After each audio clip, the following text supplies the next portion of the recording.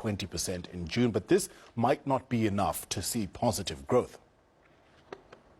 Well, newly elected President of Business Unity SA, Professor Bonang Mohale, says the recent unrest in Gauteng and KZN has made it hard to promote South Africa as an investment destination. He believes that the scenes from July are likely to flare up again as the nation grows increasingly tired of a government that is bereft of ideas on how to deliver on its social and economic obligations. He's also calling on law enforcement to speed up prosecutions of those implicated. Well, Professor Mohale is now joining us to speak more on this. Professor, thank you so much for joining us and congratulations on your appointment. Just how hard of a knock has the country taken due to the unrest that we saw in KZN and Gauteng? Anika, thank you very much for having me. The good news is that today it's 2 full weeks since my second Pfizer jab after the Monday, the 23rd of August. So if you love life as much as I do, you and I, Anika, will make sure that we are indeed fully vaccinated to send a message to our significant others and to the country that we are serious about herd immunity. Let me tell you how bad we are and have become as a country, and again by choice. We can't blame it on the weather. We can't blame it on our detractors.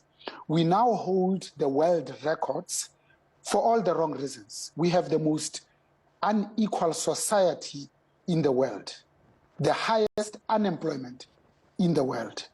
We have the highest SME failure rate in the world. We spend 10 times more on education than most African countries, and yet we've got the worst outcome. Our learners cannot read with comprehension. That's how bad it has come, Anika. As if it's not enough. Remember, we were just trying to put our arms around the 9 wasted years of state capture, where we stole 1.5 trillion rands in 5 years. In the 9 years, we were siphoning off, on average, 2 billion just to the 2 Zupta families. A month, 20 billion a year on average. But also, we are in a recession, not technical recession, where your own discretionary purchasing power and disposable income has been eroding for the last 10 years. Moody's did not do us a favor when it joined S&P and Fitch in rating us below investment grade. As we speak, we are now 3 notches below investment grade. And then lastly, of course, by the time the pandemic found us, we're already prostate face down, absolutely finished, because most countries cannot survive one of those 4 major cataclysmic events, let alone all 4 of them. Now we have put the 5th layer, where the 2 weeks in July, we decided to loot like nobody's business.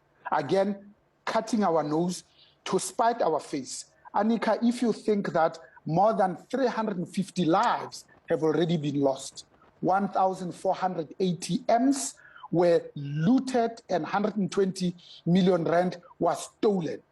Who goes out to ban and destroy and loot 148 schools, 300 banks and post office outlets were vandalized, 200 shopping centers were looted and damaged, 11 warehouses, 8 factories, 161 liquor outlets, 3,880 stores, with an economic impact of 1.5 billion worth of stock that was lost. By the way, Massmart alone lost 1.3 billion rands worth of stock. 113 communication infrastructure was significantly damaged. I'm talking about Cellmast, that makes it easy for you and I to chat over Wi-Fi. The economic impact in terms of GDP is 20 billion in KwaZulu-Natal, 50 billion nationally. But the real tragedy, Anika, is the 50,000 informal traders, because in any mall, 90% of the tenants are small and medium enterprises, and the 40,000 businesses that have been affected, and thereby rendering about 150,000 jobs that are now absolutely at risk. All of it was brought to us, and the kernel, the root cause, is this ANC-led government that has demonstrated beyond any shadow of doubt that for their own internecine strife to settle their own scores, actually they are quite prepared to burn down the whole country, Annika. Prof, you know, we are calling for urgent structural reform. We need to narrow that massive divide between the rich and the poor. We need consequences because for lawlessness there seems to be an impunity. Take me into a boardroom with a group of US investors. What do you say? So the first, business has been very explicit that we're not asking for much. We're asking for two things: regulatory certainty and policy stability. Even that we don't get.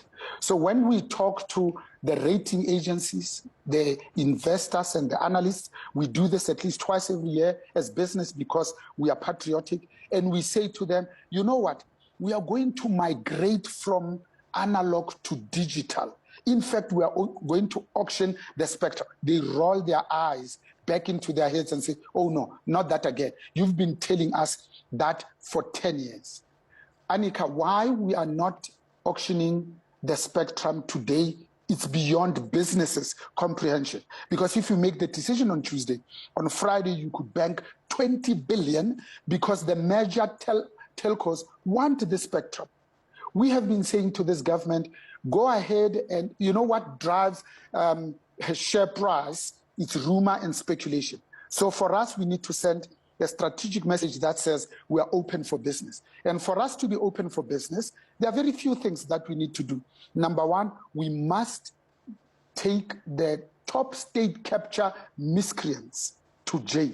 You can't steal 1.5 trillion rands in 5 years and get away with it. Number two, we say you need to roll out the vaccines as a matter of life and death, because vaccine rollouts have always been a race. Because the country that can say we have defeated the coronavirus pandemic and therefore have achieved herd immunity will then reap the pent-up global tourism demand. Tourism matters because in any country, it has the potential of being the greatest forex earner. In this country, pre-COVID, we had 10.2 million people coming to visit us with a contribution of 9.8% to the GDP.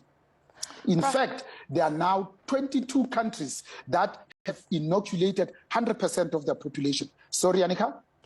Prof, we've got to wrap up, but I just wanted to say, I want to wish you the very best of luck. And we will touch base in a few months' time and see how much progress you've managed to make for corporates, for business, and for the country. Thank you for taking up this position. That was Professor Bonang Mohale, the President of Business Unity SA. Still ahead here on Newslink, are you ready for meat-free